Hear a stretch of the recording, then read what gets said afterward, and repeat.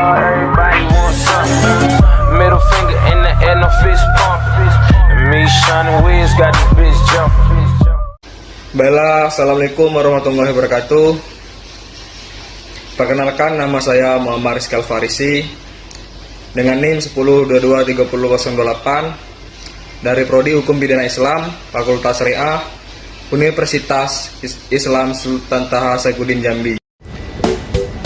Baiklah, kali ini saya akan menjelaskan hukum adat Melayu dan hukum dasar adat Melayu. Hukum adat Melayu merupakan sistem hukum yang telah tumbuh dan berkembang seiring dengan perjalanan sejarah masyarakat Melayu. Sistem hukum ini memiliki karakteristik yang khas dan unik, serta menjadi pedoman hidup bagi masyarakat Melayu selama berabad-abad. Nah, hukum adat Melayu bukanlah sekedar kumpulan aturan, tetapi merupakan cerminan dari nilai-nilai, kepercayaan, dan pandangan hidup masyarakat Melayu. Hukum adat ini terbentuk secara organik melalui proses interaksi sosial yang panjang dan diwariskan dari generasi ke generasi secara lisan maupun tertulis. Hukum adat Melayu memiliki beberapa prinsip fundamental yang menjadi landasan bagi seluruh aturan hukum adat lainnya. 1. Adat bersendi sara. Sara bersendi kitabullah. Prinsip ini menegaskan bahwa hukum adat harus bersumber pada syariat Islam, dan syariat Islam sendiri bersumber dari Al-Quran dan Sunnah Nabi Muhammad SAW. Prinsip ini menunjukkan adanya harmonisasi antara hukum adat dan hukum agama Islam dalam masyarakat Melayu. Keadilan hukum adat Melayu senantiasa menjunjung tinggi nilai setiap keputusan yang diambil harus didasarkan pada prinsip keadilan dan keseimbangan. Ketiga, musyawarah. Penyelesaian masalah dalam masyarakat Melayu umumnya dilakukan melebihi musyawarah mufakat. Semua pihak yang berkepentingan dilibatkan dalam proses pengambilan keputusan. Konsep adat Melayu.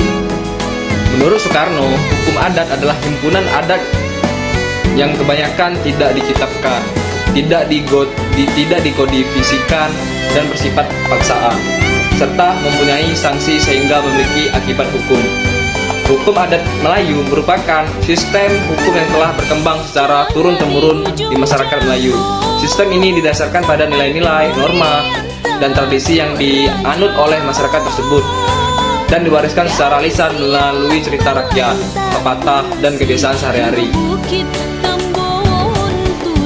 Nah, 1. Definisi hukum adat Melayu. Hukum adat Melayu dapat didefinisikan sebagai sistem hukum tidak tertulis. Hukum adat Melayu tidak tertuang dalam dokumen resmi, tetapi diwariskan secara lisan dan kebiasaan, dan berasal dari kebiasaan dan tradisi. Hukum adat Melayu didasarkan pada kebiasaan dan tradisi yang telah dipraktikkan secara turun-temurun dalam masyarakat Melayu, dan mengatur berbagai aspek kehidupan.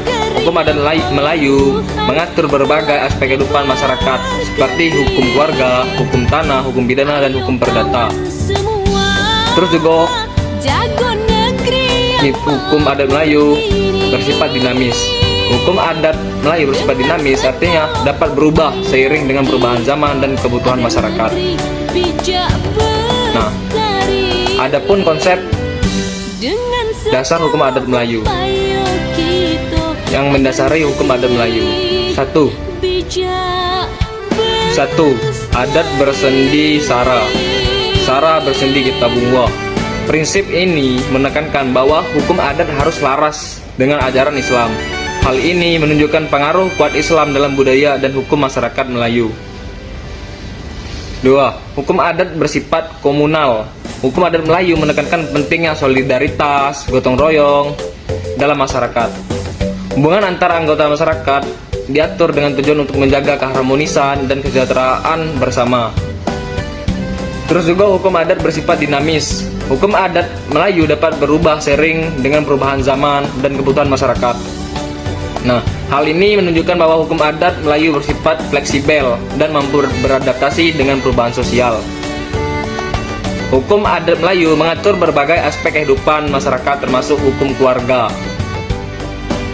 Nah, hukum keluarga seperti aturan tentang pernikahan, perceraian, warisan, dan hak asuh anak. Contohnya, aturan tentang mas kawin, perkawinan campur, dan hak waris anak perempuan. Nah, terus juga hukum tanah, aturan tentang kepemilikan tanah, hak pakai, dan hak waris atau tanah. Contohnya, aturan tentang hak ulayat, hak milik, dan hak waris atas tanah pusaka. Nah, ketiga, hukum pidana, aturan tentang pelanggaran norma adat dan sanksi yang berlaku. Contohnya, aturan tentang hukum adat tentang pencurian, penganiayaan, dan penghinaan. Nah, terus juga hukum perdata, hukum aturan tentang perjanjian, utang piutang, dan sengketa antar individu. Contohnya, aturan tentang perjanjian jual beli, utang piutang, dan penyesuaian sengketa melalui musyawarah. Nah, baiklah, kali ini saya akan menjelaskan sejarah terbentuknya hukum adat Melayu. Sejarah hukum adat Melayu Jambi, prosesnya lahirnya hukum adat. Apabila berbicara akan sebuah proses, maka selalu berkaitan dengan perubahan. Perubahan berkaitan erat dengan perkembangan dalam ruang dan waktu tanpa mengurangi substansi nilai yang menjadi pengubahnya. Dengan demikian, sama halnya dengan proses lahirnya hukum adat. Sebelum keberadaannya diakui oleh masyarakat, baik secara yuridis, normatif, filosofis, maupun sosiologis. Hal ini tidak terlepas dari sebuah siklus yang menjadi dasar atau sumber pembentuknya, sehingga lahirlah sesuatu yang dinamakan dengan hukum adat. Hukum adat adalah hukum non-statuir yang berarti hukum adat pada umumnya memang belum tidak tertulis. Oleh karena itu, dilihat dari mata seseorang ahli hukum memperdalam pengetahuan hukum adatnya dengan pikiran juga dengan perasaan pula. Jika dibuka dan dikaji lebih lanjut, maka akan ditemukan peraturan-peraturan dalam hukum adat yang mempunyai sanksi, di mana ada kaidah yang tidak boleh dilanggar, dan apabila dilanggar maka akan dapat dituntut dan kemudian hukum. Van Vollenhoven juga mengungkapkan dalam bukunya Adaret sebagai berikut. Hukum adat pada waktu yang telah lampau agak beda isinya. Hukum adat menunjukkan perkembangan, menambahkan selanjutnya hukum dia adat berkembang dan maju. Keputusan adat dapat menimbulkan hukum adat. Dan demikian ada beberapa ciri pokoknya. 1. Tata kelakuan. Tata kelakuan adalah sarana untuk menguasai perilaku masyarakat. 2.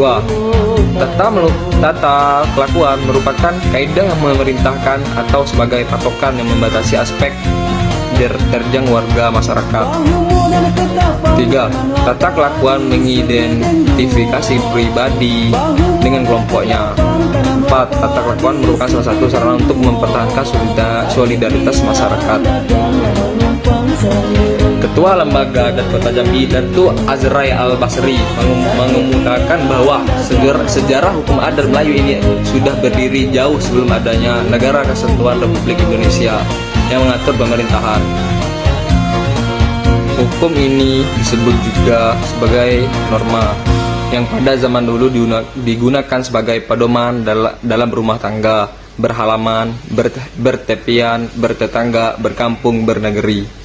Hukum ini berlaku untuk semua lapisan masyarakat yang berada dalam wilayah kekuasaan Melayu Jambi.